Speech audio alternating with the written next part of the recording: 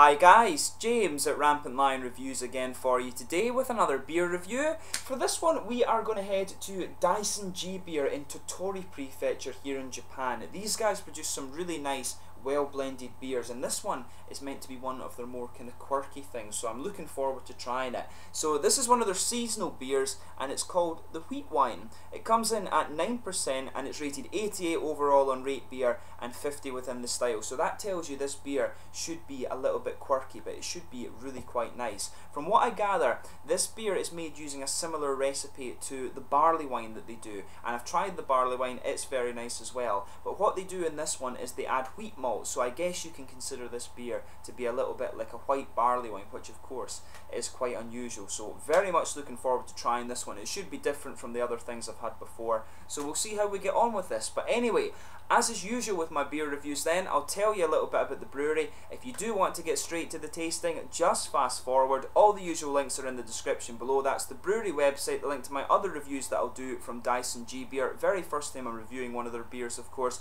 There's all the usual social media. Make sure you check that out. If you want to see more Japanese beer reviews, go into the channel homepage and search Japan. If you want to see more beer reviews, do subscribe to the channel, and as always, to those of you watching in Japan, please do get in touch and let me know some of the other Japanese beers and breweries that you guys would like to see me review. Make sure you check out the Facebook link to Asahiya liquor store here in Taishibashi Omaichi in Osaka as well. Koji there has a really nice beer store and he speaks English as well, so make sure you go and ask him about some Japanese beers. He certainly put me in the right direction. But anyway, let's have a little look at Daisen G Beer and we'll get on with tasting the beer. So Daisen G Beer is a brand of Kumezakura Shuzo in Tottori Prefecture, an old sake brewery established in 1856. The beer production began in 1997 and it's done as a joint venture between Kumezakura and San Encino, who are actually a producer of high pressure gas. And in Tottori Prefecture near Yonago City, there's a mountain called Hoki Fuji. Apparently it looks a little bit like Mount Fuji, but the official name of this mountain is Daisen, and of course this is where the brewery takes its name from. It's meant to be a really beautiful part of Japan. If you just kind of go in the middle of Kobe and Hiroshima, it's kind of like northwest of Kobe and northeast of Hiroshima. It's kind of right in the middle of there, but it's supposed to be a very beautiful part of Japan. But the head brewer at Daisen G Beer is Hideki Hide Iwata, who graduated from Shimane University, where he studied microbiology, and when he graduated he heard that Kumezakura were to begin producing beer, and he'd already been interested in sake brewing, but he was even more interested in the idea of brewing beer. But the area is very rich in natural resources such as water and volcanic soil. Of course, you want soft water usually to brew beer, but the water used in the brewery's beers comes from Jizotaki, which is supposed to be one of the top 100 water springs in Japan.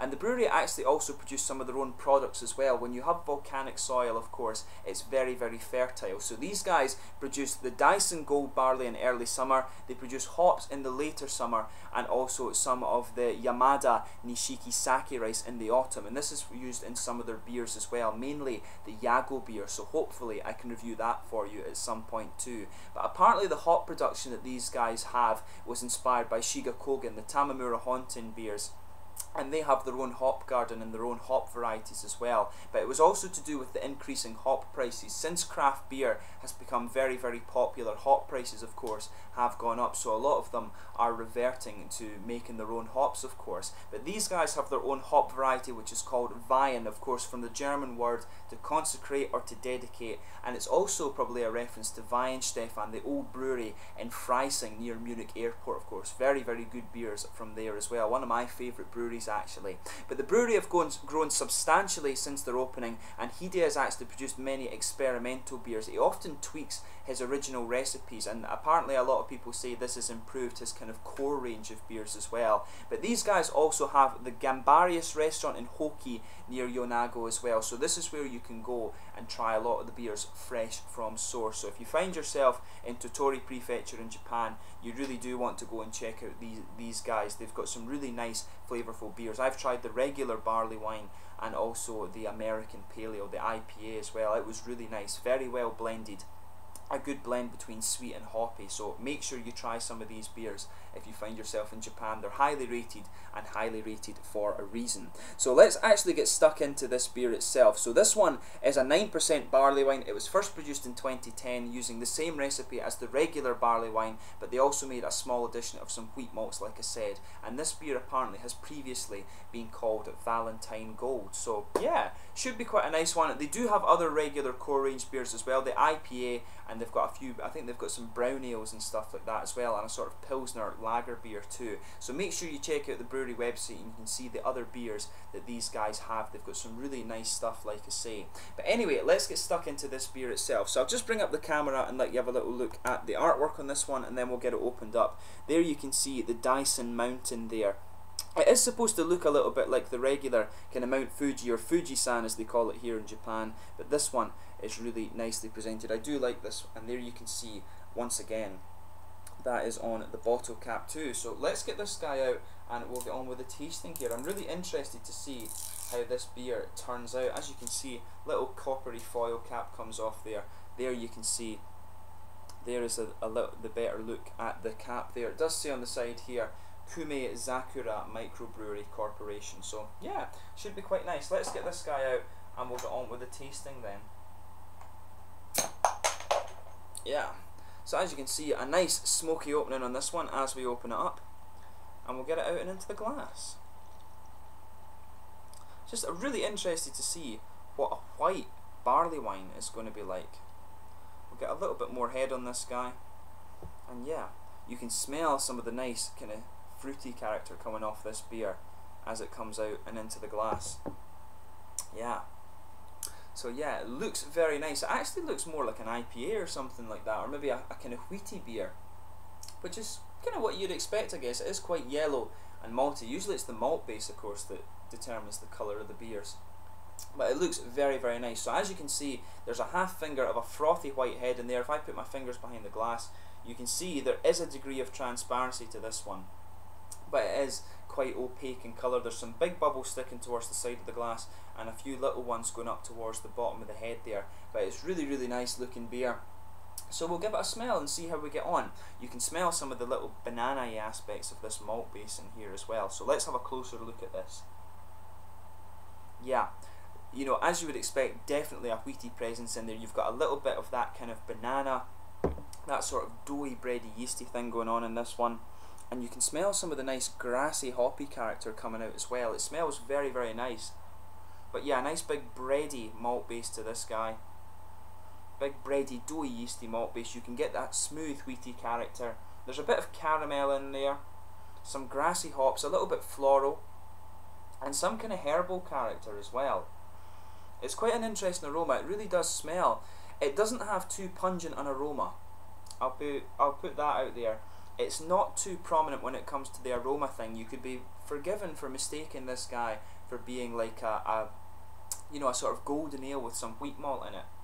It is something like that. It's not too big on the aroma, and I don't remember their IPA being too big on the aroma, but it was really nice in the flavour actually.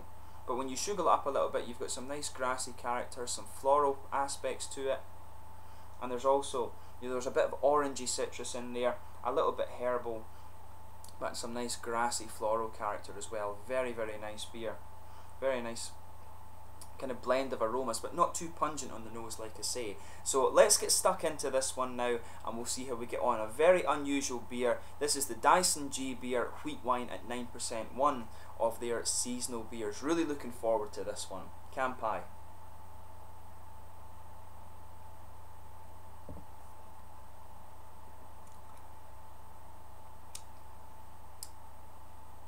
Now that is quite unusual. It's nice. It's really nice and well blended. On first taste it comes across as a really quite boozy wheat beer. You know, it kind of hits me as being somewhere between like a wheat beer and then a trip ale. It really hits me as being somewhere in the middle there. It's got a little bit of that Belgian trip ale character to it, but it's stronger with the wheaty aspects of the beer.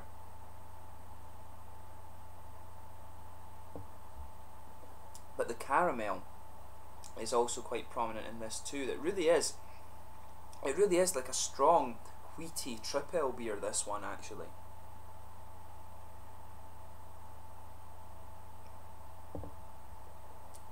Yeah, that's really interesting. It's very nice.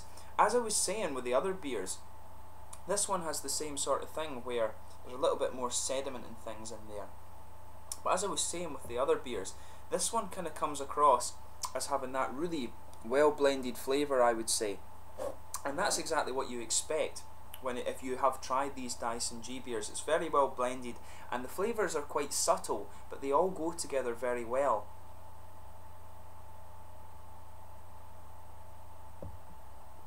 Yeah, so the middle of your palate is just kind of blanketed with this bready character. You've got that nice typical wheat smoothness in there. There's a little bit of a kind of doughy, bready, yeasty character in there. Just a little bit of spicy character from the wheat, but overall it is very, very smooth. I'm getting a little bit of caramel in the middle of the palate, but that's quite subtle for me. It really is that big, yeasty, kind of wheaty character that's coming out of this beer. It really does strike me as being kind of Belgian in character, actually, with this one.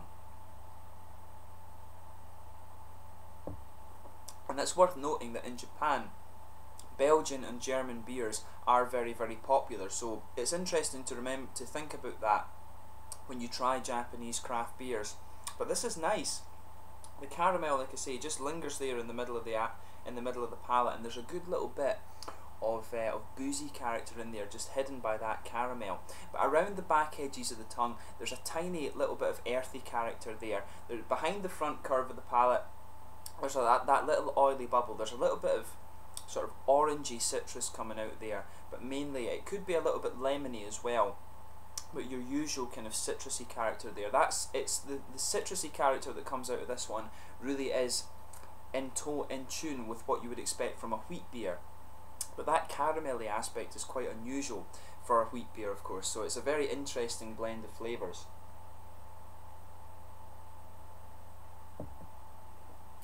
But yeah, other than that, the hops are interesting too. You've got a nice underlying sort of a herbal, grassy and slightly floral character. As I say, in the back corners it's just a little bit earthy, but not too prominent, just kind of quite smooth. As you come further forward, it's a little bit herbal on the sides, and at the front corners of the palate it's quite floral and a little bit grassy and floral around the front curve of the tongue. So as you can probably tell with what I'm saying, this is a very interesting blend of flavours in this one. It's not like anything else I've had before. It does, to me, it strikes me as being somewhere in between a sort of a Belgian triple and a wit beer, if that makes sense. It's a little bit between a Hefeweizen and a triple, and a Belgian wit beer as well. It's got that Belgian yeasty malt base in there, but there's a little bit of caramel in it, which makes it kind of unusual. Of course, you do get that with the triple, but to me, the caramel character that's in this one is more reminiscent of the barley wine. It's not toasted, but it just has that kind of sickly sort of sweetness in this one, which